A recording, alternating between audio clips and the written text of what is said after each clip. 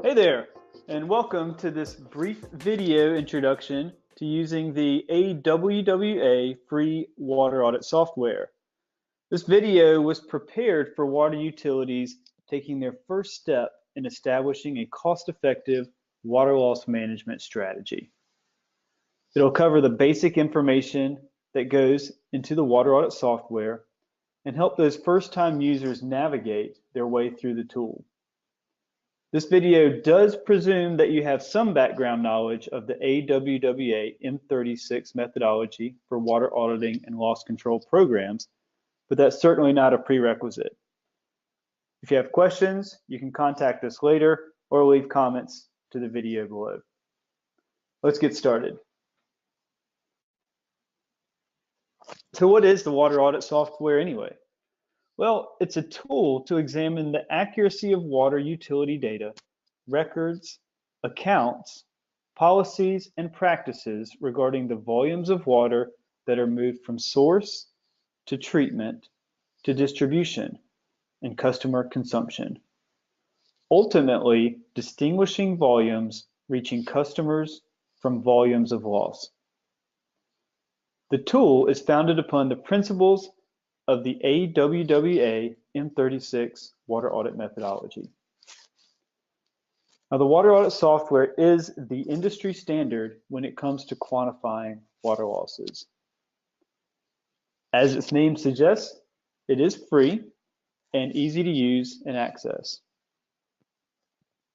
Overall, there are 20 potential inputs into the water audit software, but on average, most utilities use about 10 or 11 of these inputs.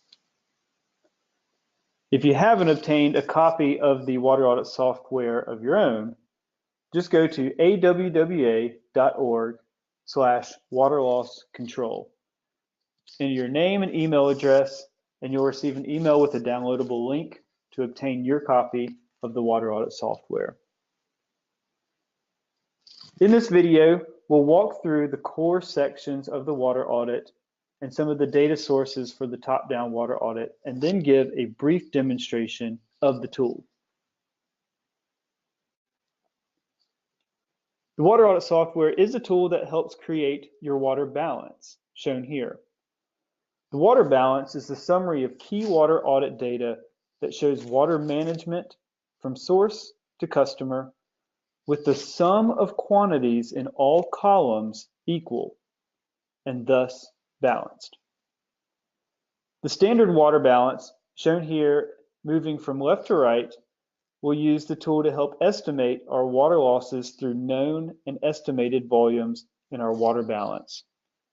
The key sections of the water balance are water supplied,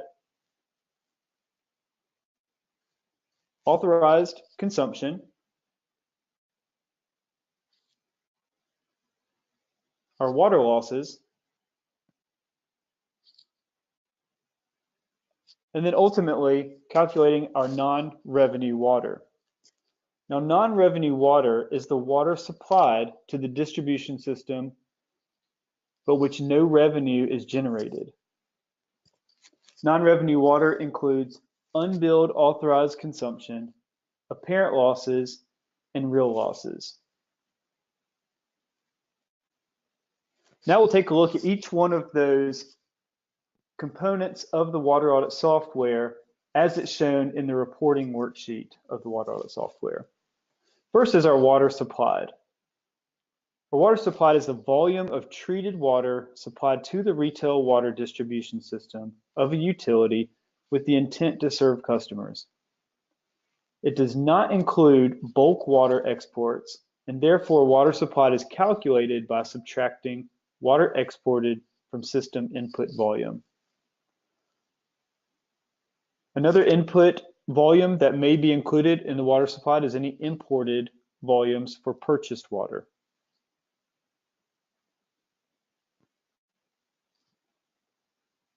Authorized consumption is the next core component of our water audit. This is the volume of water taken by registered consumers, including our residential customers, industrial, commercial, potable irrigation, and agricultural users, and the utility itself. Water used for firefighting and infrastructure maintenance is also included in authorized consumption. Authorization of use can be explicit or implicit. Authorized consumption is categorized as either billed or unbilled and metered or unmetered.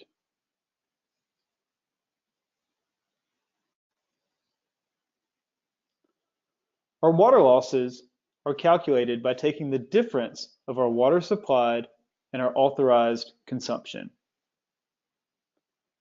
And they are broken up into two different types of losses: apparent losses and real losses. Apparent losses are the volume of water that reaches consumers but is not properly accounted for due to inaccurate metering, systematic data handling errors, and unauthorized consumption, otherwise known as theft. Apparent losses are sometimes referred to as paper losses. Real losses are the volume of water that is physically lost from the system due to leakage and unintentional tank overflow. Leakage can occur on distribution and trunk mains, service connections, fire hydrants, valves, and storage reservoirs.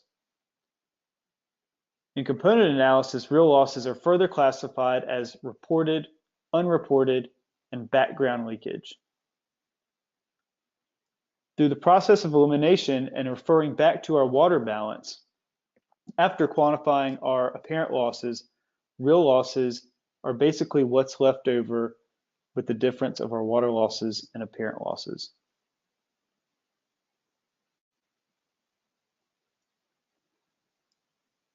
In order for our outputs in our water audit data to be calculated, we do need to input some infrastructure data, known as the system data in the water audit software. Here, we're plugging in data from miles of main, our number of service connections, and the average operating pressure in our system.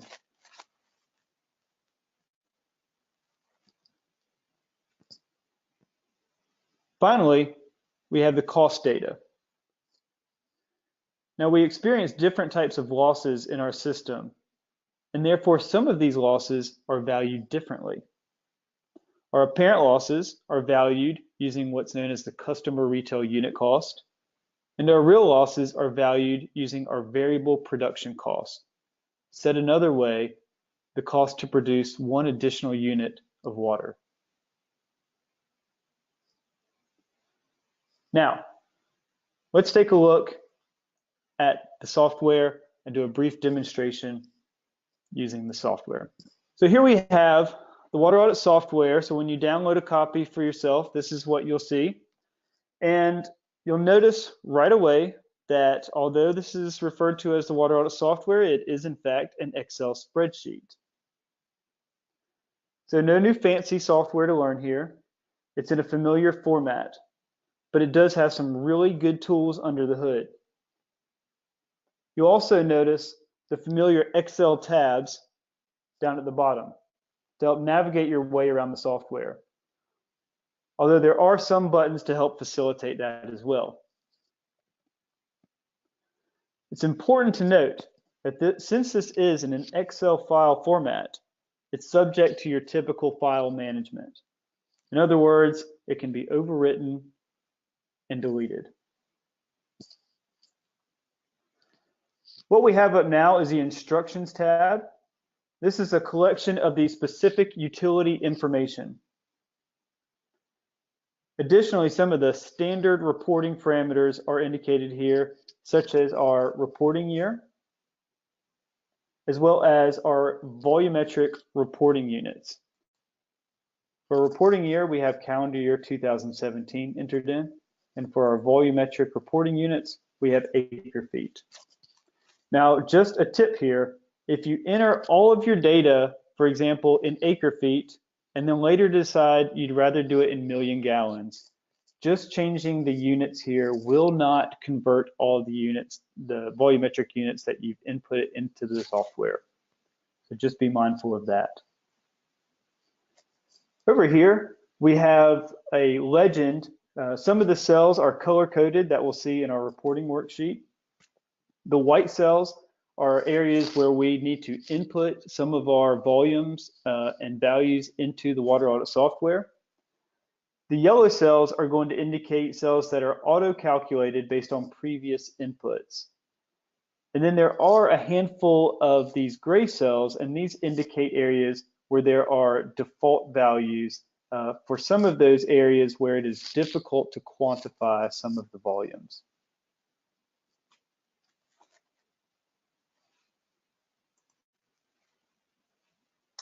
The reporting sheet is where the remaining input of your utility-specific information will go and where we will primarily interact with the software.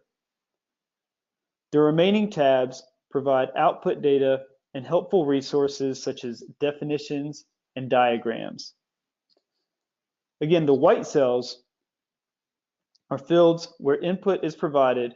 Yellow cells are auto-calculated based on previous inputs, and gray cells indicate default options. You'll also notice that some of the information we entered from the Instructions tab has been populated onto the reporting sheet, such as the name of the utility, the reporting year, and the volumetric units that we're reporting in. The display of the information is something we're all used to seeing in Excel files, like comment boxes, drop-down menus, and different buttons linking to other pages. The center of the reporting worksheet is where the input volumes and values are entered. Most of these are direct inputs indicated in the white cells, and there are 20 potential inputs, but again, typically 10 inputs that we typically see utilities using on average. Directly to the left of the input fields is a small box where you'll see a drop-down menu from numbers 1 to 10. These are individual data validity grades, which help us understand the reliability of the data based on the practices and policies within our system. Hovering over this box displays criteria unique to the specific input, providing a matrix of practices and policies to choose from. The criteria is also displayed on the Grading Matrix tab down below. Continuing over to the left, you see two blue buttons. The question mark button will take you to a definition of the input on that line. It will take us to the Definitions tab and highlight the definition of interest. And for ease of navigation, you can select the Find button to go back to your previous place on the reporting worksheet.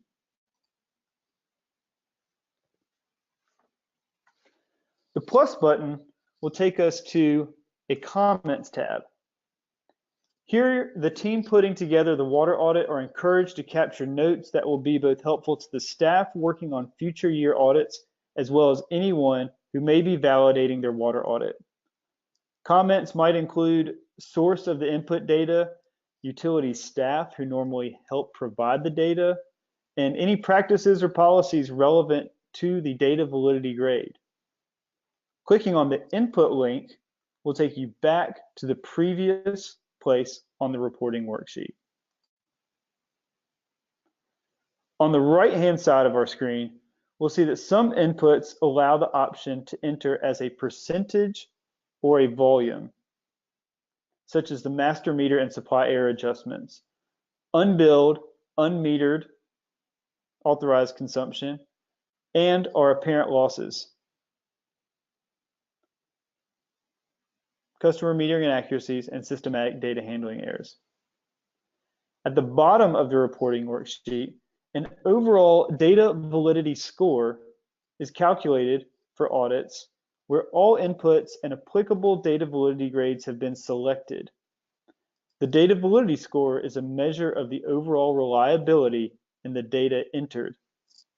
It is a composite value calculated from the individual data validity grade values. And finally, the water audit will identify some priority areas of attention. These serve as a guide to the user of the most important areas needing data validity improvement. The Performance Indicators tab is one of the areas that displays the output data of our water audit. This will show you some of the key performance indicators in the water audit software, and some examples are showing our water losses not only in terms of how much we're losing annually, but also how much it's costing us annually. As we saw earlier, our water balance is created based on the inputs in the reporting worksheet. So we can now start to see the water balance with the volumes assigned for each component, further demonstrating our mass balance concept.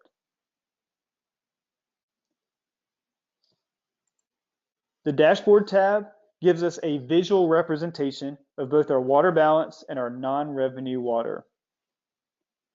On the left side, we see a vertical representation of our water balance. Over to the right, we can see a graphical representation of our non-revenue water, and we can toggle back and forth to show this in terms of volume and also value. There are many other tabs here in the water audit software that are helpful resources, and we encourage you to explore those on your own. I hope this has been a helpful video in assisting in your water auditing efforts. Thanks for viewing the video. Again, if you have any questions, feel free to leave them in the comments below, or you can contact us at the information provided. Thanks, and have a great day.